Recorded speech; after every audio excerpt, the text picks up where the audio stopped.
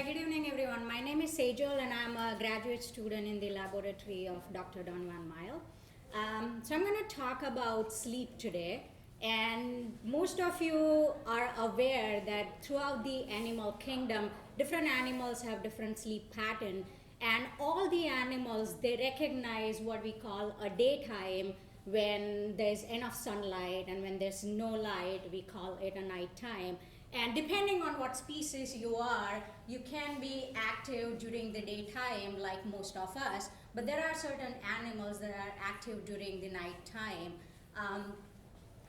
And the central idea behind sleep is that the animals, they need to recharge, they need to take a rest, they need to sleep so that the next day they can be more productive. Although if you are a panda, I don't think you need to be worrying about that. So the central question is, why do we need to sleep? And if you ask that question to your professor, they might tell you that maybe it's not important. But if you were to ask that question to a doctor or a physician, we have a very good reason to sleep, and there are so many problems that happens when we don't get enough sleep. So to begin with, if you are not sleeping well, the next day you will feel irritable by pretty much everything else. More importantly, your cognitive skills, that begin to decline. More importantly, people who are not sleeping well, they have serious memory problems. You also have another emotional problems. Some people develop hallucinations if they go around without sleep for a very long time. And it can lead to serious neurological disorders itself. So this relates to all these symptoms in the brain, but even for your body, so you can have impaired immune system. In that case, you are more prone to infections if you're not getting good sleep.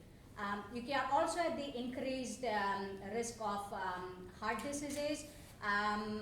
You can start having tremors or muscle aches. There are different kind of gastrointestinal problems. Some people are also at the risk of diabetes. So just to sum it all, your daily sleep is very important, and it's not just the quantity of your sleep, but also the quality of your sleep.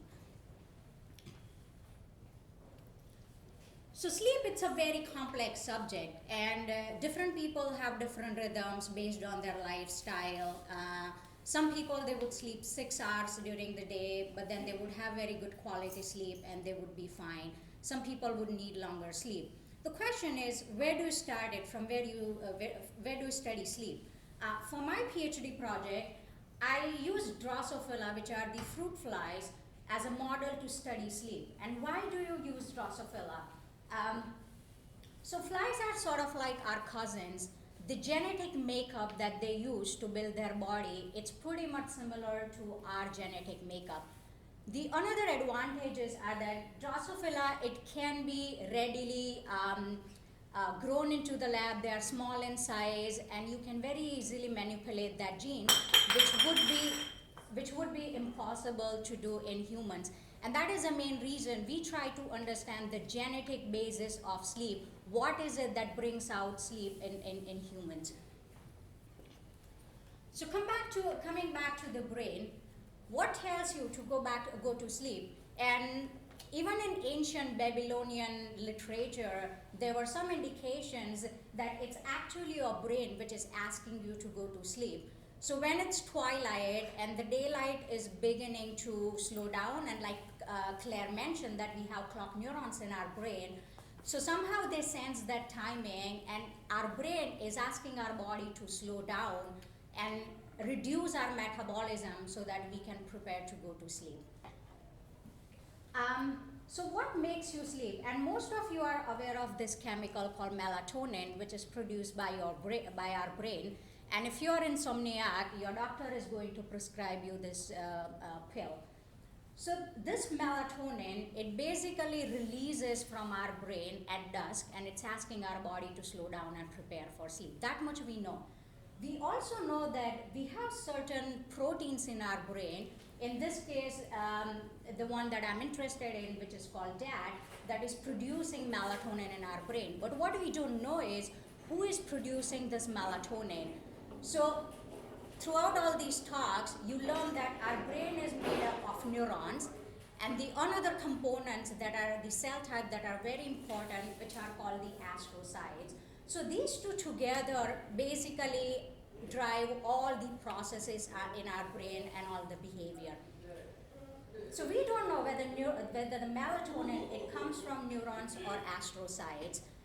So during my PhD, I have tried to look which of the cell types are producing this, are having this particular protein.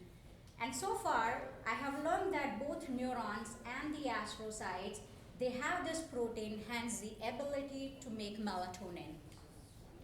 So just to wrap up, how do I study sleep in flies and what kind of experiments I'm doing in my PhD?